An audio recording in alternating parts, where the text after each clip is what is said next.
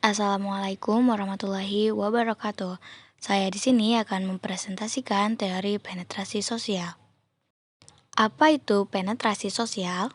Penetrasi sosial merupakan perkembangan hubungan yang bergerak mulai dari tingkatan yang paling dangkal menuju ke tingkatan yang dalam, atau ke tingkatan yang lebih bersifat pribadi. Tahapan penetrasi sosial terdiri dari orientasi stage, exploratory effective exchange stage, lalu ada stable exchange stage, dan yang terakhir ada exploratory exchange stage. Yang pertama ada orientation stage atau disebut tahap orientasi, yaitu membuka sedikit demi sedikit tahap paling awal dari interaksi. Disebut sebagai tahap orientasi yang terjadi pada tingkat pabrik, hanya sedikit mengenai diri kita yang terbuka untuk orang lain. Komunikasi yang terjadi bersifat tidak pribadi atau impersonal. Jadi, pada tahap ini mereka yang terlibat merasa cukup mendapatkan imbalan dari interaksi awal, mereka akan melanjut ke tahap berikutnya. Selanjutnya ada exploratory effective exchange stage. Merupakan perluasan area publik dari diri dan terjadi ketika aspek-aspek dan kepribadian seseorang individu mulai muncul. Apa yang tadinya pribadi mulai menjadi publik. Jika pada tahap orientasi, orang bersikap hati-hati dalam menyampaikan informasi mengenai diri mereka, maka tahap ini orang melakukan ekspansi atau perluasan terhadap wilayah publik diri mereka. Tahap ini merupakan tahap yang menentukan apakah suatu hubungan akan berlanjut atau tidak. Yang ketiga ada exploratory exchange stage atau pertukaran afektif.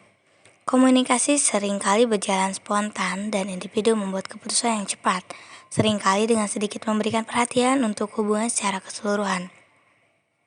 Tahap ini ditandai munculnya hubungan persahabatan yang dekat atau hubungan antara individu yang lebih intim. Pada tahap ini juga muncul perasaan kritis dan evaluatif pada level yang lebih dalam. Sehingga komitmen yang lebih besar dan perasaan yang lebih nyaman terhadap pihak lainnya juga menjadi ciri tahap ini. Yang terakhir, ada stable exchange stage, pertukaran stabil. Total dan keintiman tahapan pertukaran stabil berhubungan dengan pengungkapan pemikiran, perasaan, dan perilaku secara terbuka yang mengakibatkan munculnya spontanitas dan keunikan hubungan yang lain. Tidak banyak hubungan antar individu yang mencapai tahapan ini. Individu menunjukkan perilaku yang sangat intim sekaligus sinkron yang berarti perilaku masing-masing individu seringkali berulang.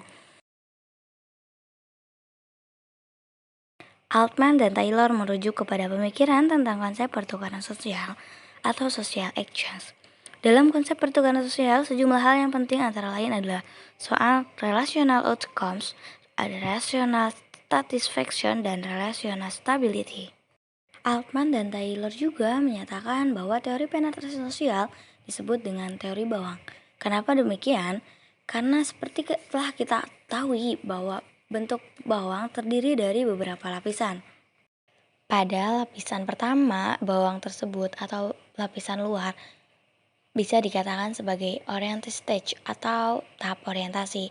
Lalu setelah itu muncullah lapisan-lapisan lain yang merupakan proses penetrasi sosial setelah tahap orientasi. Selanjutnya, kelemahan dan kekuatan teori penetrasi sosial. Kelemahan dari teori ini termasuk fakta bahwa faktor-faktor lain yang mempunyai kemampuan untuk mempengaruhi pengungkapan diri tidak dinilai.